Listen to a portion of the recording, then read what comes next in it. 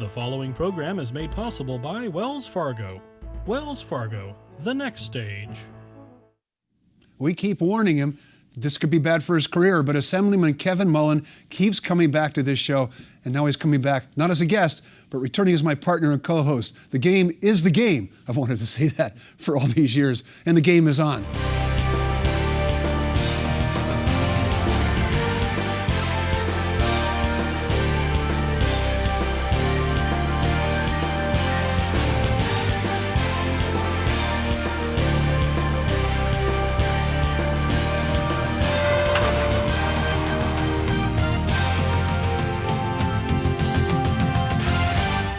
Mark Simon. Before he was elected to the State Assembly 3 years ago, Kevin Mullin was the mayor of South San Francisco and my partner and co-host on the game. We're pleased to announce he is returning in that last job, apparently unconcerned that his association has been a bad career move. We're going to take one last shot at interviewing Kevin before he switches to this side of the table, and we double team the political, business, and community leaders of the Bay Area. And just to be fair, Kevin is going to talk to me about some of the activities from my day job working in public affairs for Samtrans and Caltrain, because he insisted on it. Kevin, welcome back. Welcome to the show. I'm delighted to have you back as a guest and also as a partner on the show. It is great to be back, Mark. I've taken a little bit of a hiatus here, but we worked out all the conflicts of interest, and we're back in the saddle here, so I'm excited to we worked it out, which is we decided not to care. Pretty much over lunch is how it worked. Yeah. Let's talk a little bit about the state budget. The state's in good fiscal shape, but there's a lot of things that are about to disappear.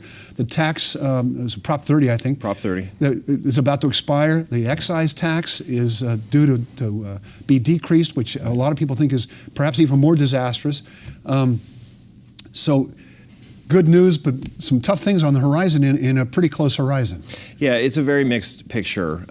It's a great time to be in Sacramento. I'm in my third year right now representing Assembly District 22, which runs from Brisbane and South San Francisco in the north to Redwood City in the south, over to the coast, Montera, Moss Beach, up through Pacifica. It's an incredible district. And fiscally, the picture is much improved. On the backs of an improving, continuing to improve economy, but also Proposition 30, which you referenced, which brings about $6 billion a year. This is the temporary income and sales tax measure, which is helping prop up our budget, which is due to expire in 2018. But the governor, actually 2017, the governor has made it clear that he's viewing that as a temporary one-time deal. So my great concern as I look sort of out on the horizon is if you had an expiration of Prop 30 at the same time we encounter a recession, because we haven't undone the business cycle here. We are riding high. Let's hope it's not a boom. I don't think it is. Sometimes I get nervous when I see what's happening in the stock market, and it has that feel about it because of the very low unemployment rate, all the money that's pouring into this region, which is sort of a separate topic altogether. But there are some clouds on the horizon in terms of pension obligations and retiree medical health. So it's a mixed picture, but we are running ahead already on our revenue projections for just this first half of 2015. We're putting money in a rainy day fund. We're doing some fiscally prudent things, but we still haven't done the hard underlying work, which is reforming our tax code, which is highly volatile and far too dependent on wealthy income earners. And I support a progressive income tax, but we're so dependent on wealthy that when the stock market crashes and the economy experiences a downturn, we ride that roller coaster ride down. And that's what I want to be ready for. Well, and then local government is almost equally, if not more so, dependent on the sales tax. So that creates additional problems because it all ripples through the whole system. And so let's talk a little bit about other revenue sources, because that would be the next discussion if Prop 30 expires, which it's going to. You know, you're going to go back to the ballot to renew that, or are you going to look at other sources? Because really it brought you some breathing room to reform the system. Right. So there's a lot of talk about, let's start with taxing services, and specifically what everybody has their eye on is internet sales. Yeah, that biggie is lowering the sales tax but spreading it to services, and that is sort of at the core of a reform being proposed by a former Assembly Speaker and current Senator Bob Hertzberg. His Senate Bill 8 a work in progress, very early stages here, but he is engaging this and has sort of the heft and the clout, if you will, in Sacramento to drive this conversation. I'm glad he's doing it, but whenever you try to change the status quo, and there's lots of folks invested in that status quo. Well, lawyers, doctors, Sure. there's a lot of places where we're not aware that we're not paying sales tax. And there'll be lots of different industries hoping for an exemption. I think the education services and some healthcare services would be at the top of that list, but sort of where do you draw that line on exemptions? Because the point is, if you lower the sales tax and spread it over time, and maybe revenue neutral at the outset, but over time it means more revenues into the budget and really stabilizing our revenue picture going forward and decreases the over-reliance on the PIT, the personal income tax. So I think what you're going to see is an effort to renew Prop 30 that's happening outside of the Capitol, with the governor just sort of in the background, not leading the charge. Maybe the CTA, some of the other larger public unions pushing for that. And I may wind up supporting that effort, but I'd strongly prefer that we use this breathing room, in your words, to really reform the underlying volatility of our tax structure, do tax reform, do budget reform. In fact, that could be the governor's true legacy beyond high-speed rail and water tunnels, if he actually stabilized how we bring revenues in, how we spend it, and in addition to that, do something around redevelopment and affordable housing, which are glaring omissions in his record, and he has the ability to push that. So I have hopes for his second term here that he can drive some of those big conversations. Now, one of the things that you could argue has been a major destabilizing factor over the last 20 or 30 years has been Prop 13, because ultimately it's taken a major source of property tax revenue and frozen it in place, because commercial property just doesn't turn over, which is the way most property is now dramatically reassessed. Is there any discussion about that? And of course, the great irony is he was running for re-election in '78 when Prop 13 passed.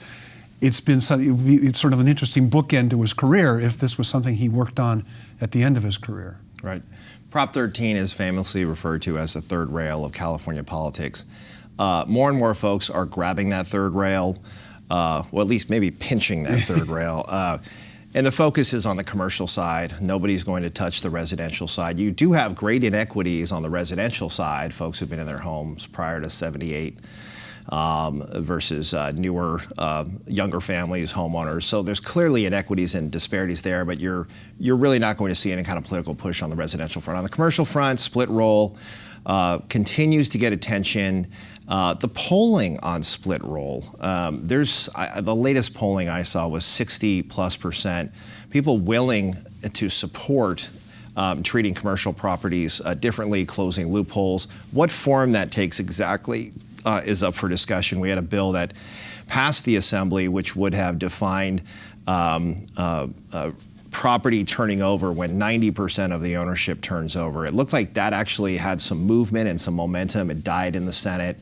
But that was a little indicator to me that people are willing to engage this conversation on the commercial side as another source of revenue, but also to close loopholes and bring some equity in the conversation. Yet anything that affects the business community to that magnitude, you really have to look at the overall tax picture for businesses. You want to create a pro-investment tax code. You don't want to go backwards in terms of California's image as a business-friendly place for these large corporations. And that's a very mixed picture. Some numbers came out yesterday that show that California is a great place to do business. But when you talk to business folks, especially small business folks, and I was one, California can be a very difficult place to do business. We're going to take a break.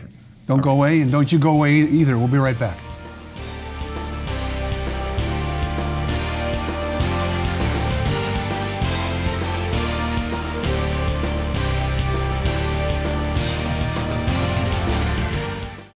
It's been over 150 years since Wells Fargo first opened for business. Since then, we've enjoyed your community support, and we're passionate about returning it. Every day, Wells Fargo team members roll up their sleeves and donate their time to organizations and charitable groups throughout the Bay Area. Nationally, we've committed even more. In just the past 2 years alone, we've donated over $70 million to support schools and educational programs. It's a commitment we're proud of. Wells Fargo, the next stage.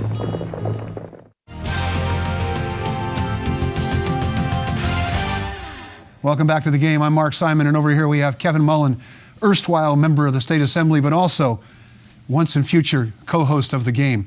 We were talking about the tax code. I want to move on a little bit because we're going to hit a bunch of topics, and then you want to ask me some questions.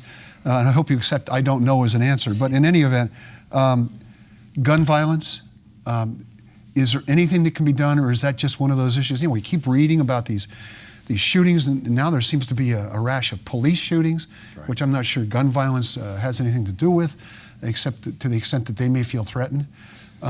Is that just one of those problems that everybody agrees is a problem, but nobody knows what to do about it? Gun violence persists as a serious problem. It dominates the headlines, especially with the backdrop of Ferguson and the Eric Garner case. Police use of force getting lots and lots of attention. In fact, we had a Democratic policy retreat and had an extensive panel discussion that really explored how complex the issue is around police use of force and perceptions of young individuals, young African-American individuals. There's bodies of research on how officers will look at young African-Americans. But, you know, having done ride-alongs with our police department in South San Francisco, which was dealing with a pretty serious gang issue for a while in that community, what an extremely difficult job that is. So the key for us is, you know, as we observe all these things playing out nationally, and we have these issues right here in the Bay Area in California, what do you do from a policy standpoint to try to improve that situation? Protocols, training, lots of things are on the table.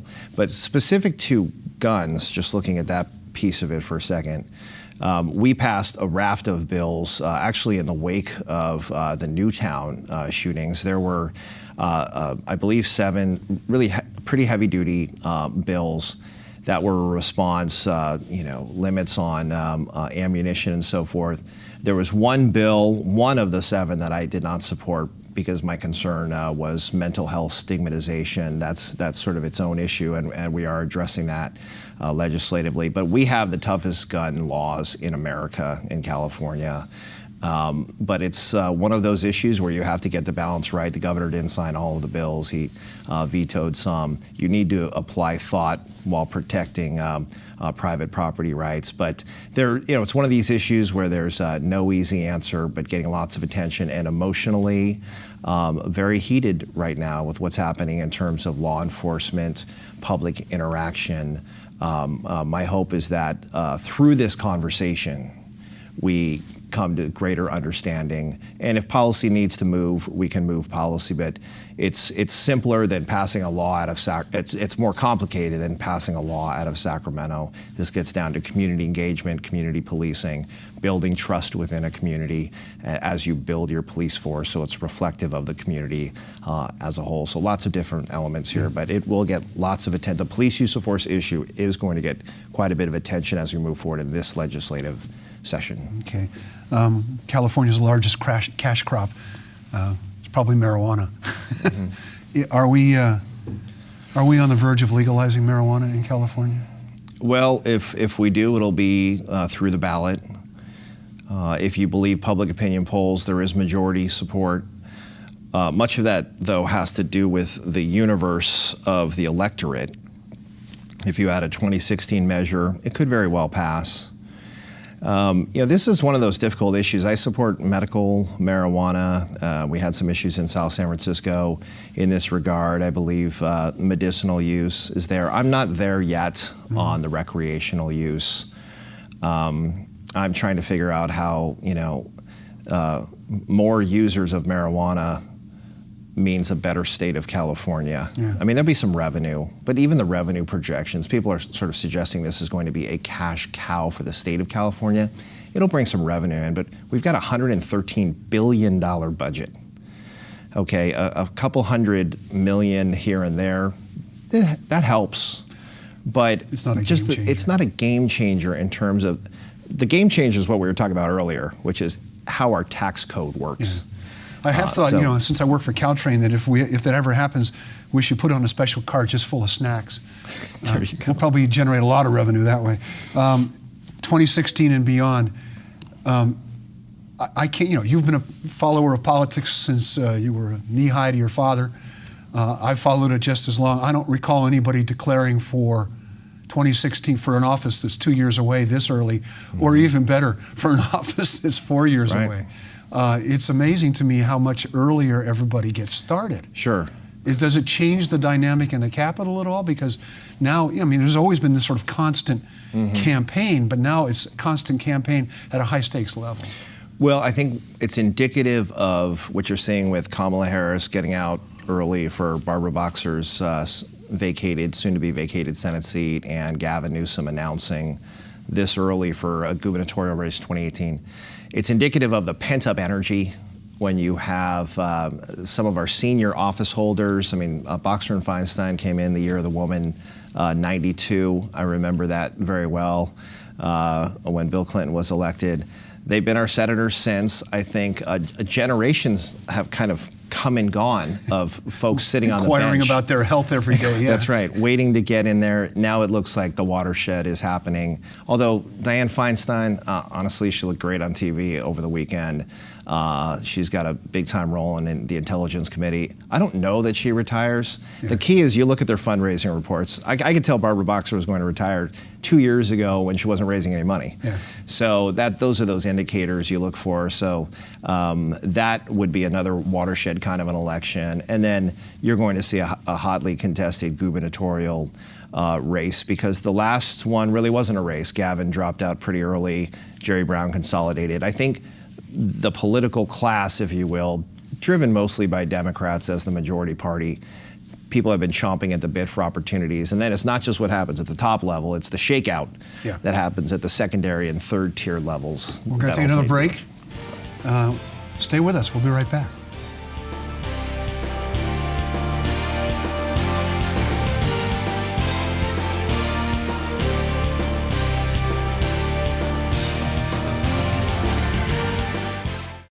It's been over 150 years since Wells Fargo first opened for business. Since then, we've enjoyed your community support, and we're passionate about returning it. Every day, Wells Fargo team members roll up their sleeves and donate their time to organizations and charitable groups throughout the Bay Area. Nationally, we've committed even more.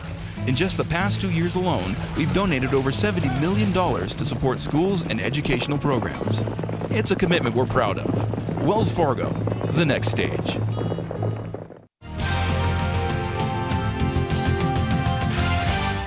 Welcome back to The Game. I'm Mark Simon.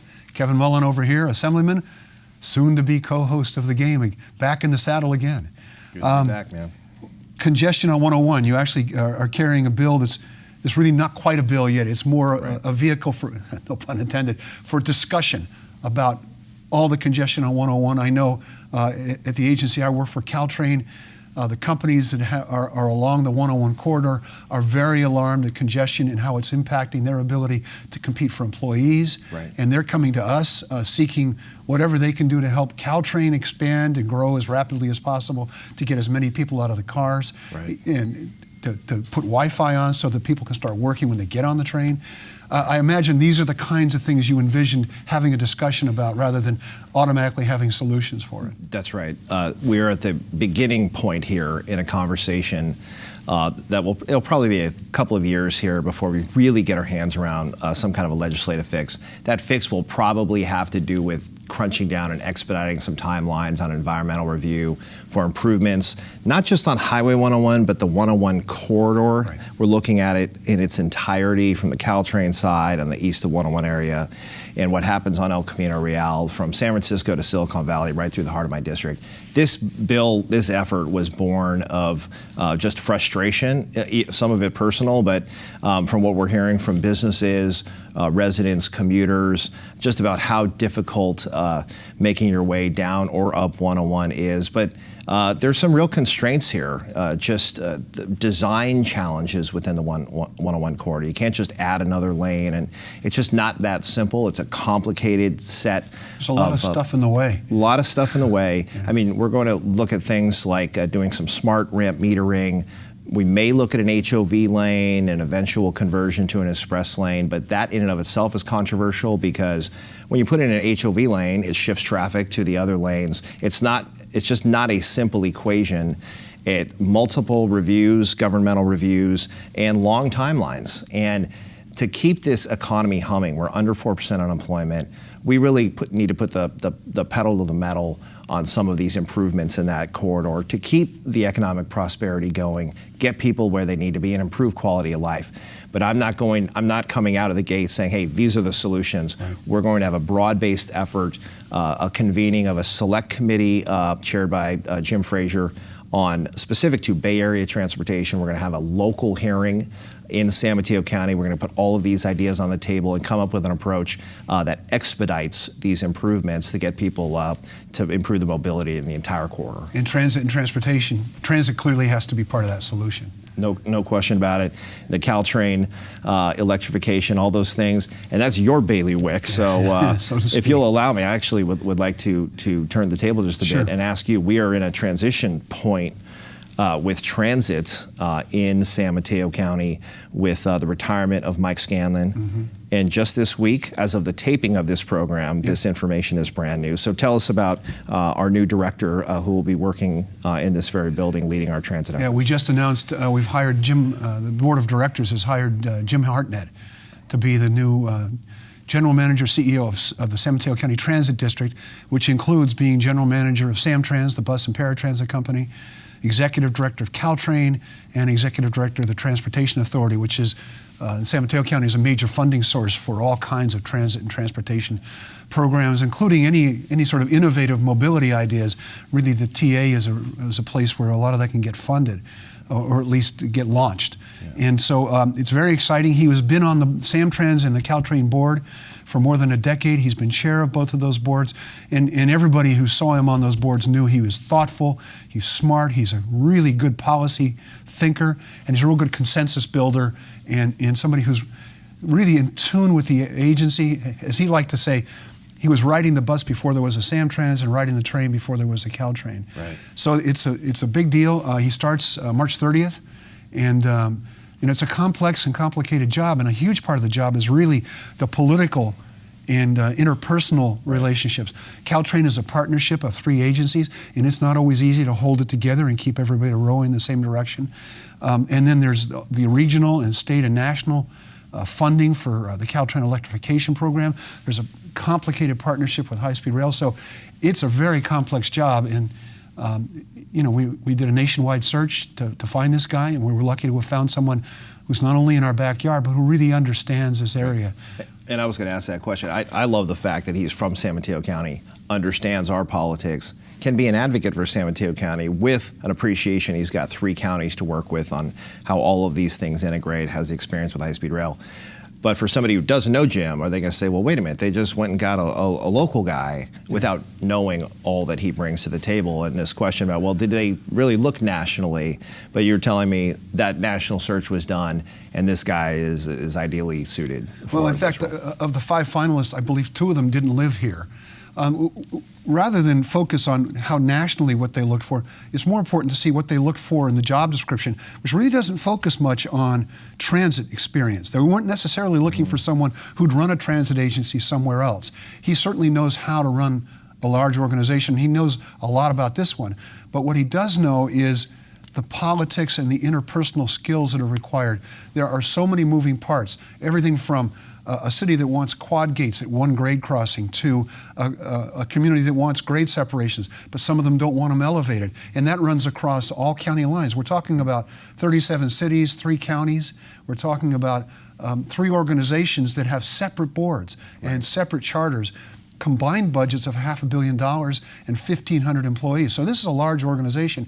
So yeah, he understands the politics of it, which is good for both San Mateo County and good for those who want to partner with him, because he's well aware of the dynamics, the tensions between the competing interests that are trying to unite here. Very excited that he's on board. Let me talk about Caltrain, though, since that is such a big piece of the picture. You were mentioning the overcrowding, the pressure on Caltrain, which is, it's sort of like being a victim of your own success, I guess, because it is an attractive service to use. Is electrification on track? The timelines I heard have slipped a little bit and are tied in with high-speed rail, but what can we expect? Are we on track to get Caltrain electrification when we turn over the decade upcoming? Yes. Is that going to happen? Yeah, the short answer is yes. I don't believe in short answers. I don't think you do either. Right. We did move the timeline a little bit. We adjusted the budget, but that was the last time we done it was 2008. We needed to have a budget that was realistic. We're looking at late 2020, early 2021, somewhere in there where we'll start running electrified service. In the meantime, we're buying new rail cars, or used rail cars, I should say, and we're going to lengthen the trains right now. As soon as we can, before this year is over, so we can relieve some of this overcrowding, because we're running the risk now of turning people away because it's so crowded. Right. And to bring up a difficult topic, with about 30 seconds to go. Deaths on the corridor, an ongoing safety effort I know that you folks have. We want to do everything we can, and that includes making sure there's a community-wide discussion about the well-being of our community and the well-being of our children in particular. But we'll look at everything. These are agonizing for the people at Caltrain as much as they are for anybody in the community. The main way you stop suicides is to remove the means, which is why people don't want guns in homes. It's very difficult in the case of Caltrain, because the best solution, the surest solution, would be to stop running trains. But that's all we have time for now. I'm Mark Simon. And I'm Kevin Mullin. Thanks for being with us, and join both of us next time on The Game.